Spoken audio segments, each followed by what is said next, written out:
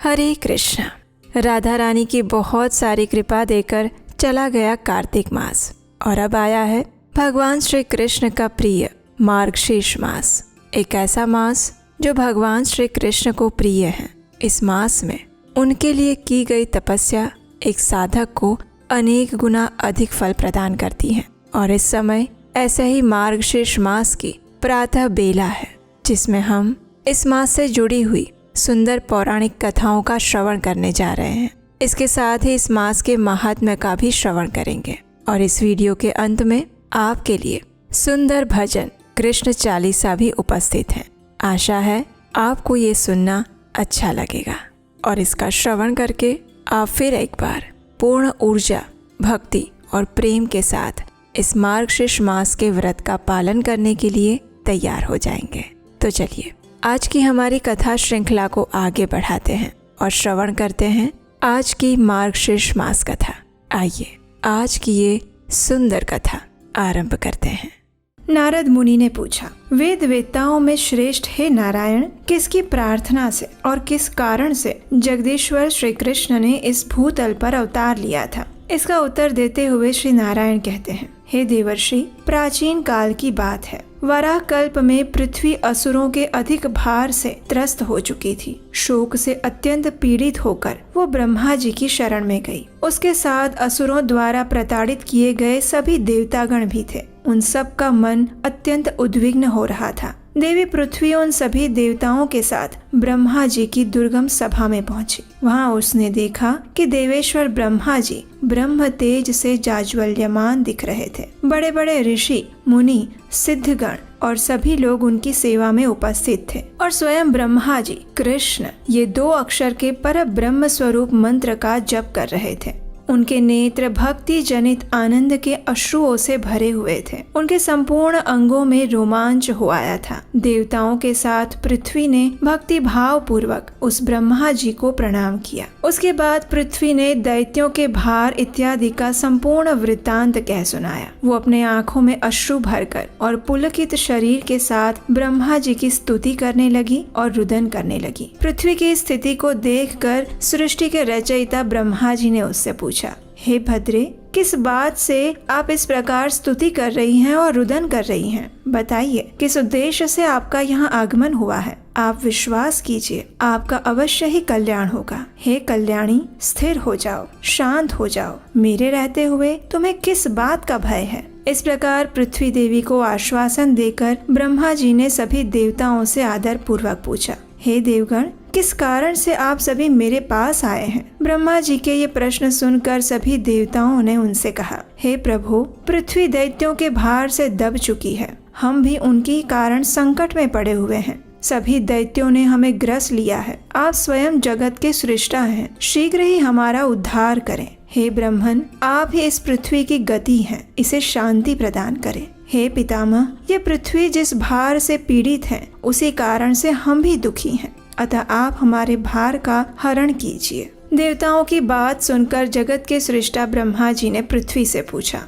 हे पुत्री, तुम भय छोड़कर मेरे पास सुख पूर्वक रहो। हे पद्म लोचने, बताओ, किसका ऐसा भार आ गया है जिसे सहन करने में तुम असमर्थ हो गई हो? मैं उस भार को अवश्य दूर करूंगा। निश्चय ही तुम्हारा कल्याण होगा। ब्रह्मा जी के इस आश्वासन पूर्ण वचनों को सुनकर पृथ्वी देवी के मुख पर और नेत्रों में प्रसन्नता आ गई। अपने पीड़ा का वर्णन करते हुए उन्होंने कहा, हे तात, सुनिए, मैं अपने मन की व्यथा बता रही हूँ। विश्वासु बंधु बांधव के सिवा दूसरे किसी को मैं ये बात नहीं बता सकती, क्योंकि स्त्री जाति अबला है। अपने सगे बंधु, पिता, पति और पुत्र सदा उनकी रक्षा करते हैं, लेकिन दूसरे लोग निश्चय ही उसकी निंदा करने लगते हैं। जगत पिता, आपने मेरी सृष्टि की है, इसलिए आपसे अपने मन की बात करने में मुझे कोई संकोच नहीं है। मैं जिनके भार से पीड़ित हूँ, उनका अब मैं आपको परिचय सुना रही हूँ। सुनिए। जो श्री कृष्ण भक्ति से हीन है और जो श्री कृष्ण भक्त की निंदा करते हैं, उन महापातकी मनुष्यों का भार वहन करने में मैं सर्वथा असमर्थ हूँ।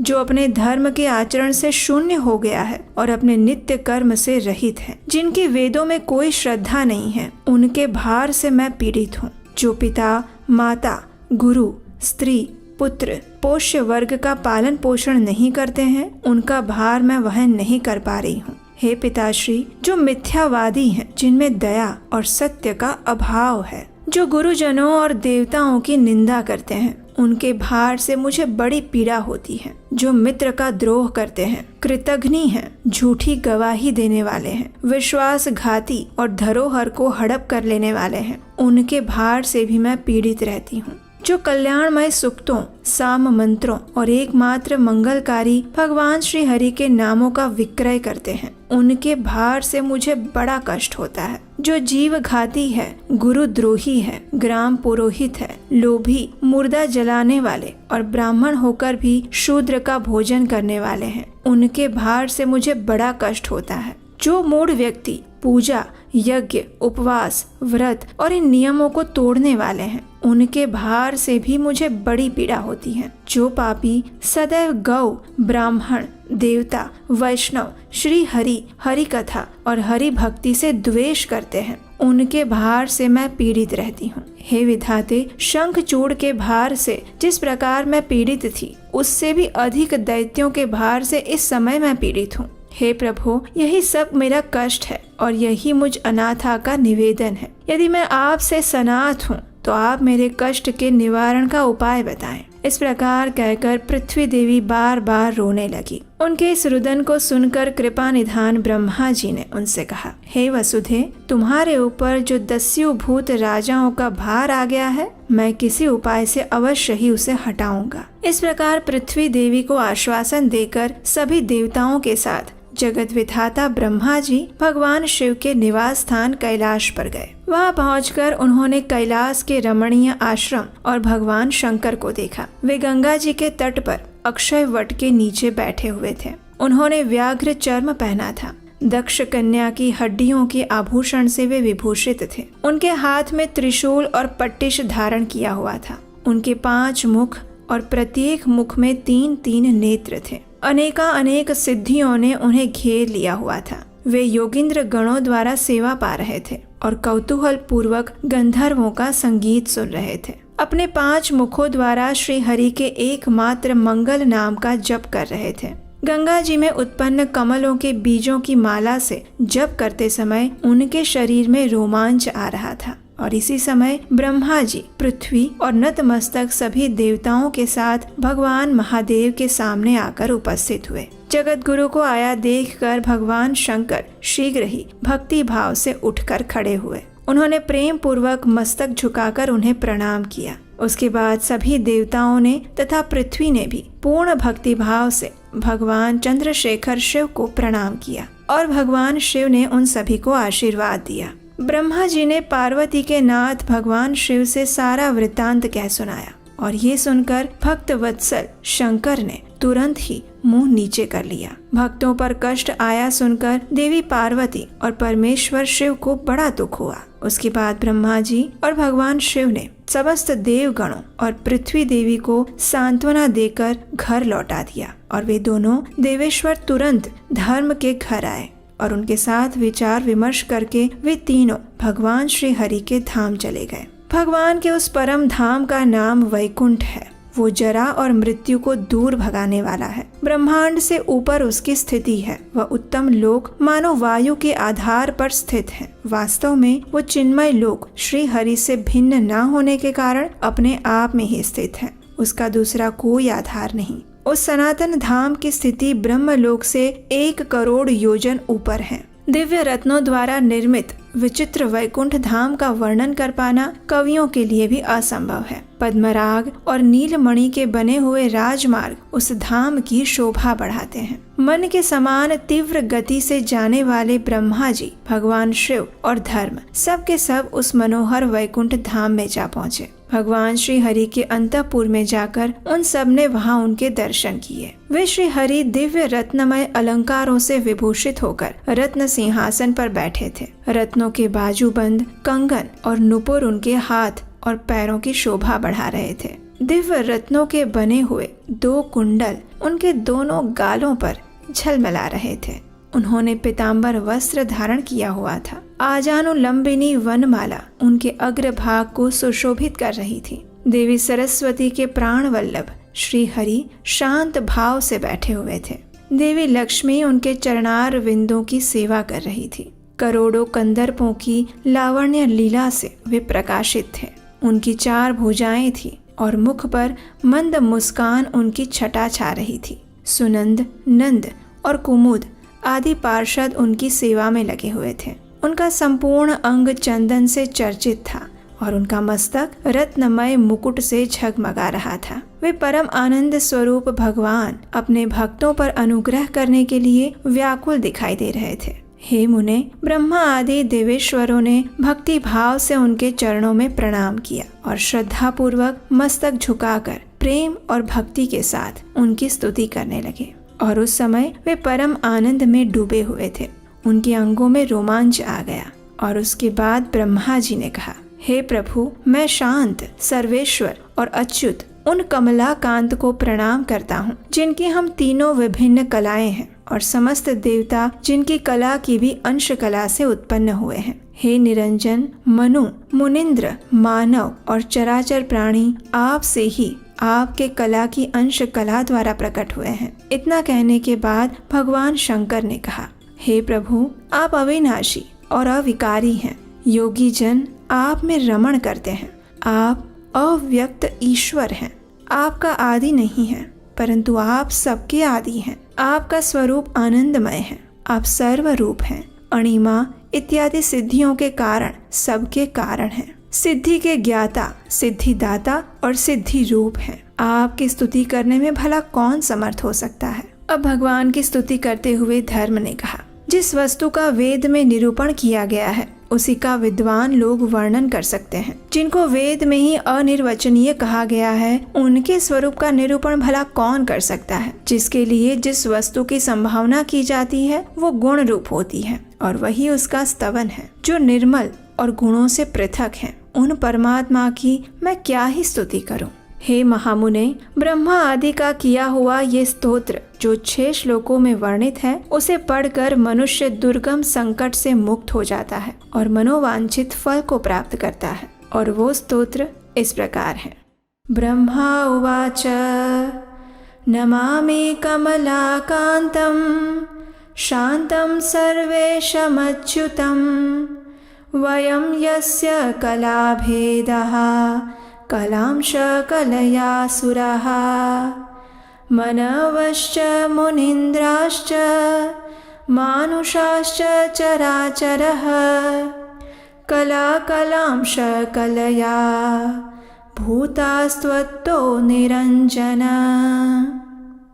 श्रीशंकर उवाच त्वामक्षयम् अक्षरं वा राममव्यक्तमीश्वरम् अनादिमादिम् आनन्द रूपिणं सर्वरूपिणम् अणिमादिकसिद्धीनां कारणं सर्वकारणं सिद्धिज्ञं सिद्धिदं सिद्धि रूपं कः स्तोतुमीश्वरः। धर्म उवाच वेदे निरूपितं वस्तु वर्णनीयं विचक्षणैः वेदे निर्वचनीयं यत् निर्वक्तुं च कः क्षमः यस्य संभावनीयं यद्गुणरूपं निरञ्जनं तदतिरक्तं स्तवनं किमहं स्तौमि निर्गुणम्। ब्रह्मादिनामिदं स्तोत्रं 6 श्लोकोक्तं महामुने पठित्वा मुच्यते दुर्गात् वांछितं च लभे नरः। इस प्रकार सभी देवताओं की स्तुति को सुनकर साक्षात श्री हरि ने उनसे कहा, आप सभी लोग गोलोक वृंदावन में जाएं। पीछे से मैं स्वयं लक्ष्मी के साथ आऊंगा। श्वेत द्वीप निवासी वे नर और नारायण मुनि तथा सरस्वती देवी ये भी गोलोक में जाएंगे। अनंत शेष नाग, मेरी माया, कार्तिकेय, गणेश और वेद माता सावित्री ये सब भी पीछे से निश्चित ही वहां जाएंगे। वहां मैं गोपियों और राधा के साथ द्विभुज श्री कृष्ण रूप से निवास करता हूँ। यहाँ सुनंद आदि पार्षदों और लक्ष्मी के साथ रहता हूँ। नारायण, श्री कृष्ण और श्वेत द्वीप निवासी विष्णु मैं ही हूँ। ब्रह्मा आदि अन्य संपूर्ण देवता मेरी ही कलाएं हैं। देव, असुर और मनुष्य आदि प्राणी मेरी कला की अंश कला की कला से उत्पन्न हुए हैं। अब सभी लोग गोलोक जाइए, वहाँ आपके अभिष्ट कार्य की अवश्य सिद्धि होगी और उसके बाद हम भी सबकी इष्ट सिद्धि के लिए वहाँ आ जाएंगे। इतना कहकर भगवान श्री हरि उस सभा में शांत हो गए। तब उन सभी देवताओं ने उन्हें प्रणाम किया और वहाँ से अद्भुत गोलोक की यात्रा पर चले गए। वो उत्कृष्ट और विचित्र परम धाम जरा एवं मृत्यु को हर लेने वाला है। वो अगम्य लोक वैकुंठ से 50 करोड़ योजन ऊपर है और भगवान श्री कृष्ण की इच्छा से निर्मित है। उसका कोई बाह्य आधार नहीं है। भगवान श्री कृष्ण ही वायु रूप से उसे धारण करते हैं। वे ब्रह्मा आदि देवता उस अनिर्वचनीय लोक की ओर जाने के लिए उन्मुख हो गए। उन सब की गति मन के समान तीव्र थी, इसलिए वे सभी विरजा के तट पर आ पहुँचे। सरिता के तट का दर्शन करके उन देवताओं को बड़ा आश्चर्य हुआ। विरजा नदी का वो तट प्रांत शुद्ध स्फटिक मणि के समान उज्जवल, अत्यंत विस्तृत और मनोहर था। मोती, माणिक्य और उत्कृष्ट मणि रत्नों की खानों से सुशोभित था। काले, उज्जवल, हरे और लाल रत्नों की श्रेणियों से उद्भासित हो रहा था।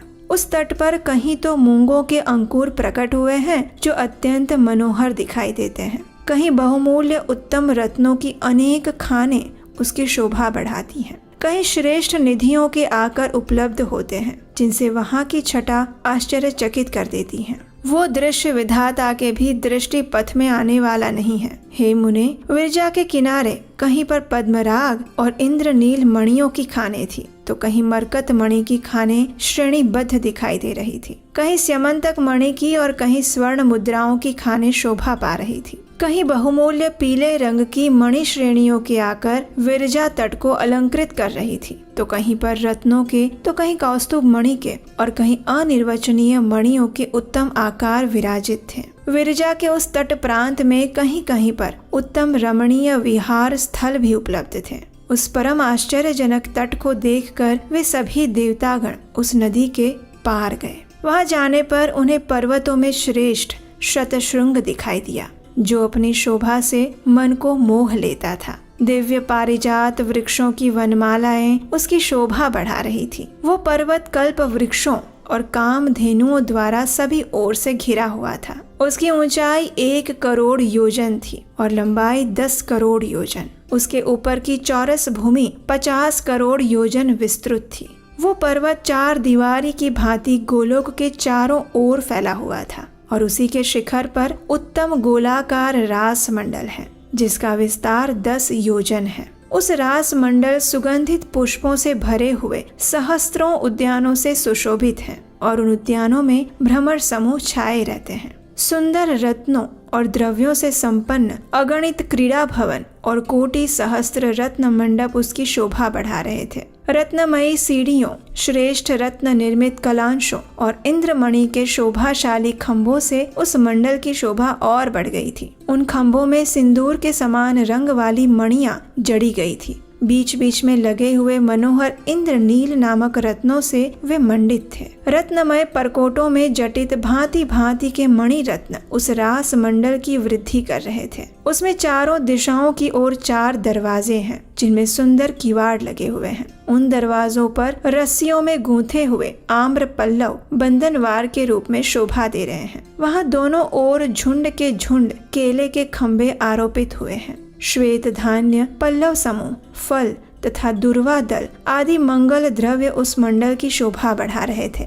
चंदन, अगरू, कस्तूरी और कुमकुम युक्त जल का वहाँ सभी ओर छिड़काव हुआ है। हे मुने, रत्नमय अलंकारों और रत्नों की मालाओं से अलंकृत करोड़ों गोप किशोरियों के समूह से रास मंडल घिरा हुआ है। वे सभी गोप कुमारियां रत्नों के बने हुए कंगन, बाजूबंद और नुपुरों से विभूषित हैं। रत्न निर्मित युगल कुंडल उनके गंड स्थल की शोभा बढ़ाते हैं। उनके हाथों की अंगुलियां रत्नों की बनी हुई है अंगूठियों से विभूषित होकर बड़ी सुंदर दिखाई देती है। रत्नमय पाशक समूहों से उनके पैरों की उंगलियां उद्भासित होती हैं। वे गोप किशोरियां रत्नमय आभूषणों से विभूषित हैं। उनके मस्तक उत्तम रत्नमय मुकुटों से जगमगा रहे हैं। नासिका के मध्य भाग में गज मुक्ता की बुला के बड़ी शोभा दे रही है। उनके भाल देश में सिंदूर की बिंदी लगी हुई है और साथ ही आभूषण पहनने के स्थानों में दिव्य आभूषण धारण करने के कारण उनकी दिव्य प्रभा और कांति उद्दीप्त हो उठी है।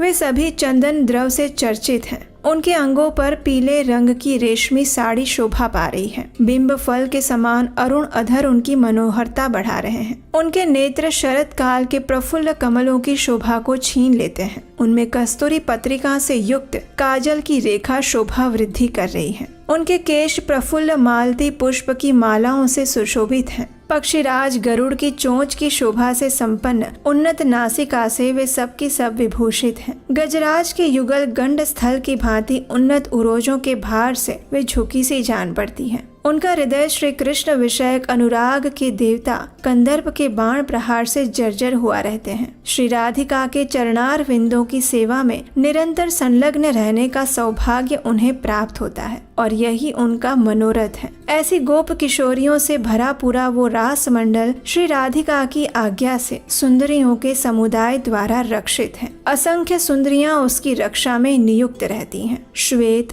रक्त एवं लोहित वर्ण वाले कमलों से व्याप्त और सुशोभित लाखों क्रीड़ा सरोवर रास मंडल को सभी ओर से घेरे हुए हैं, जिनमें असंख्य भ्रमरों के समुदाय हैं। सहस्त्रों पुष्पित उद्यान और फूलों की शैयाओं से संयुक्त असंख्य कुंज कुटीर रास मंडल की सीमा में यत्र तत्र फैले हुए हैं। उन कुटीरों में भोग उपयोगी द्रव्य, कर्पूर, तांबुल, वस्त्र, रत्नमय प्रदीप, श्वेत चंवर, दर्पण, विचित्र पुष्प मालाएं सभी ओर सजा कर रखी गई हैं। इन समस्त उपकरणों से रास मंडल की शोभा अत्यंत बढ़ गई है। इस रास मंडल को देखकर जब सभी देवता पर्वत की सीमा से बाहर हुए तो उन्हें विलक्षण, सुंदर, रमणीय वृंदावन के दर्शन हुए। वृंदावन श्री राधा रानी और माधव को अत्यंत प्रिय है। वो उन्हीं दोनों का क्रीड़ा स्थल है। उसमें कल्प वृक्षों के समूह शोभा पाते हैं। विरजा तीर के नीर से भीगे हुए मंद समीर उस वन के वृक्षों को धीरे धीरे आंदोलित करते रहते हैं। कस्तूरी युक्त पल्लवों का स्पर्श करके चलने वाली मंद वायु का संपर्क पाकर वो सारा वन सुगंधित बन जाता है। वहाँ सर्वत्र कोकिलों की काकली सुनाई देती है।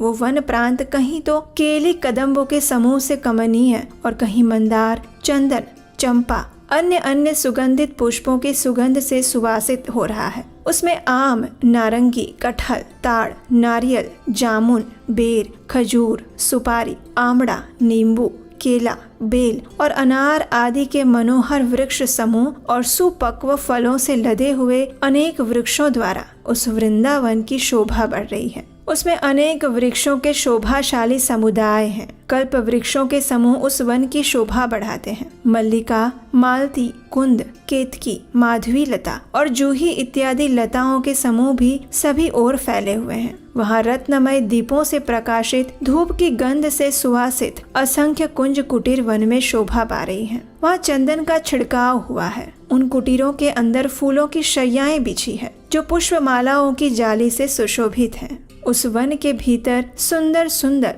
और मनोहर 32 कानन हैं। रत्नमय अलंकारों की शोभा से संपन्न गोपांगनाओं के समूह से वो वन आवेष्टित हैं और करोड़ों गोपियां श्री राधा की आज्ञा से उसकी रक्षा करती हैं। हे मुने, वृंदावन सुपक्व, मधुर और स्वादिष्ट फलों से संपन्न तथा गोष्ठों और गौओं के समूह से परिपूर्ण है। वहाँ सहस्त्रों पुष्प उद्यान सदा खिले हुए और सुगंध से भरे हुए रहते हैं। भगवान श्री कृष्ण के तुल्य रूप वाले तथा उत्तम हार से विभूषित 50 करोड़ गोपों के विविध विलासों में विलसित इस रमणीय वृंदावन को देखते हुए वो सभी देवतागण गोलोक धाम में आ पहुँचे, जो कि चारों ओर से गोलाकार और कोटि योजन विस्तृत है। वो सभी ओर से रत्नमय परकोटों द्वारा घिरा हुआ है। उसमें 4 दरवाजे हैं। उन दरवाजों पर द्वारपालों के रूप में विराजमान सभी गोप समूह उनकी रक्षा करते हैं। श्री कृष्ण की सेवा में लगे रहने वाले गोपों के आश्रम भी रत्नों से जटित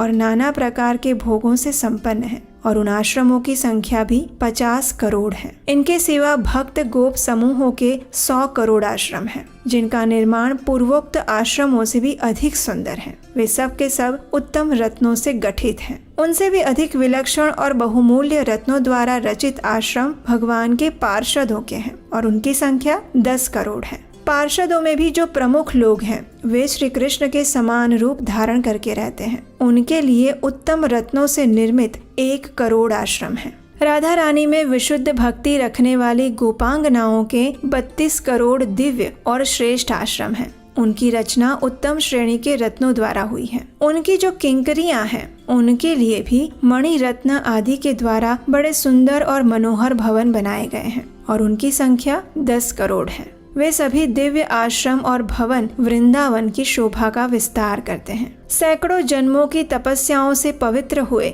जो भी भक्तजन भारतवर्ष की भूमि पर श्री हरि की भक्ति में तत्पर रहते हैं, वे कर्मों के शांत कर देने वाले हैं। उनके कर्म बंधन नष्ट हो जाते हैं। हे मुनीश्वर, जो सोते जागते प्रत्येक क्षण अपने मन को भगवान श्री हरि में लगाए रहते हैं और दिन रात राधा कृष्ण, श्री कृष्ण, हरे कृष्ण इत्यादि नामों का जप किया करते हैं, उन श्री कृष्ण भक्तों के लिए भी वहाँ गोलोक में बड़े मनोहर निवास स्थान बने हुए हैं। उनमें इंद्रनील मणियां जड़ी हुई है। उत्तम मणिरत्नों द्वारा निर्मित वे भवन भांति भांति के भोगों से संपन्न हैं। पुष्पशैया, पुष्पमाला, दर्पण और श्वेत चामरों से सुशोभित हैं और ऐसे भवनों की संख्या 100 करोड़ है। इस प्रकार देवतागण संपूर्ण गोलोक वृंदावन का दर्शन करते हुए धीरे धीरे आगे बढ़ रहे थे और अब आगे जाकर वो किस प्रकार और किस स्थान को देखते हैं, इसका वर्णन हम इसी कथा श्रृंखला की अगली कड़ी में सुनेंगे।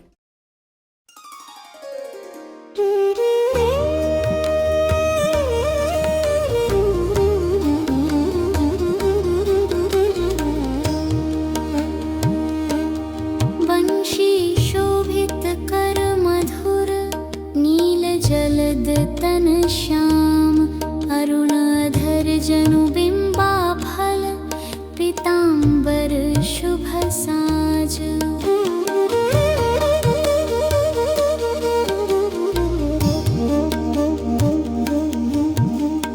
जय मनमोहन मदन छवि कृष्ण चंद्र महाराज, करहु कृपा हे रवि तनय राखहु जन की लाज। जय यदुनंदन जय जगवंदन, जय वसुदेव देवकी नंदन, जय यशोदा सुत नंद दुलारे, जय प्रभु भक्तन के दृगतारे। जय नट नागर नागनथैया कृष्ण कन्हैया चरैया, पुनि नख पर प्रभु गिरिवर धारो, आओ दीनन कष्ट निवारो।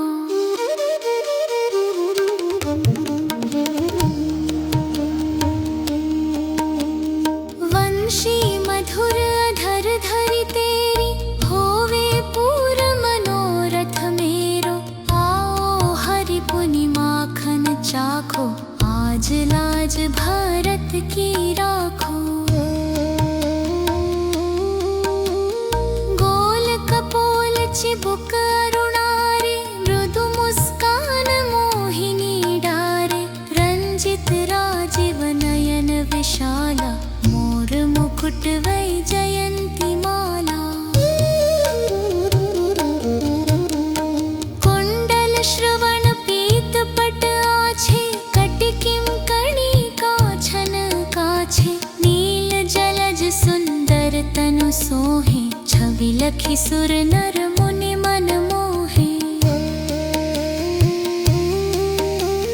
मस्तक तिलक अलक घुंघराले, आओ कृष्ण बांसुरी वाले, करि पय पान पुतन हितारयो, अका बका कागा सुर मारयो।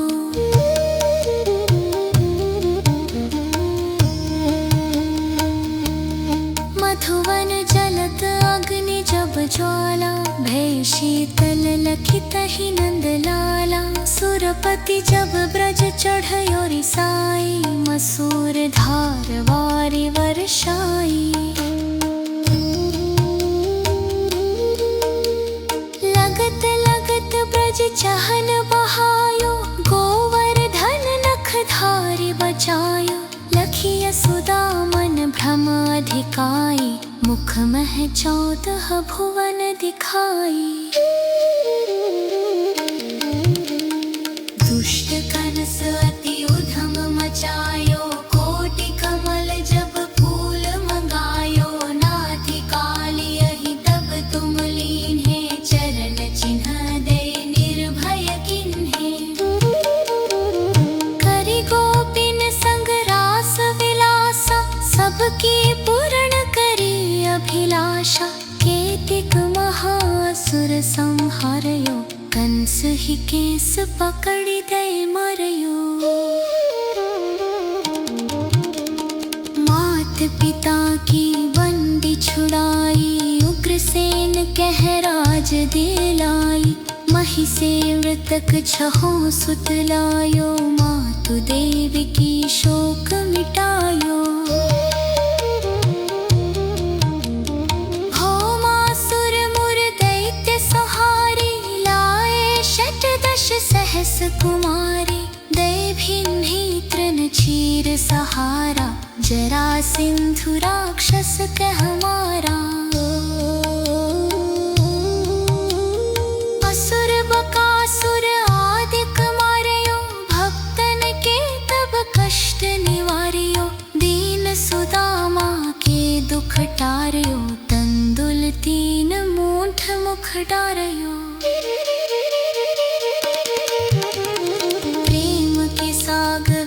घर मांगे दुर्योधन के मेवा त्यागे। लखी प्रेम की महिमा भारी, ऐसे श्याम दीन हितकारी।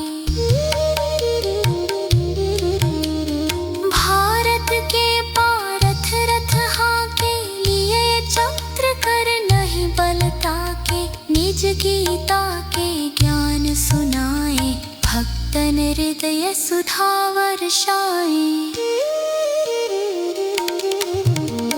मीरा थी ऐसी मत वाली, विष पी गई बजा कर ताली। राना भेजा सांप पिटारी, शालिग्राम बने बनवारी।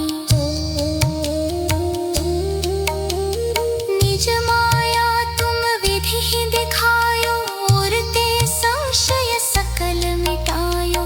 तब शत निंदा करि तत्काला, जीवन मुक्त भयो शिशुपाला। जब ही द्रौपदी ढेर लगाई, दीनानाथ लाज अब जाई। तुरत ही वसन बने नंदलाला, बढ़े चीर भय अरि मुह काला।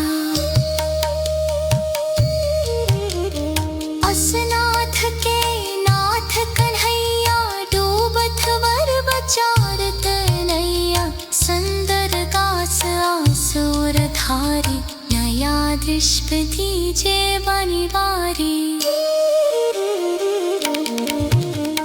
मूठ सकल ममतमति निवारो, शिमहु बेपिय कलाधर मारो। खोलो कटव वर्षन तेजे, बोलो कृष्ण कन्हैया कीजे। नेह 40 कृष्ण को, आठ करोड़ धारी। रिष्ट सिद्धि अवनिधि धरी, लहे पदारथ चारी।